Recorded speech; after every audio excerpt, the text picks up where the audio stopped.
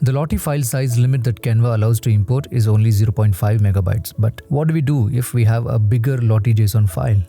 So if you want to reduce the Lottie file size and make your Lottie design load faster, just upload your Lottie files here and watch it shrink in seconds without losing any quality or features.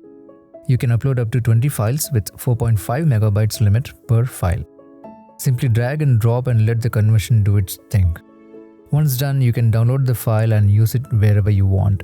But wait a second. Now, if the original or the resulting Lottie JSON file is still having a huge file size that's not satisfactory to you, check this list of items I enlisted which may help you.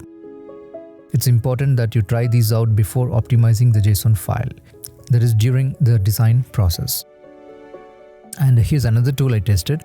You can give it a shot if the earlier tool that we saw didn't help you. And as a bonus, here's a super helpful guide I read about optimizing Lotties in web pages in case if that's what you want. I thought you might find this useful. And if you want to know how to add Lotties into your Canva designs instead, check out this video.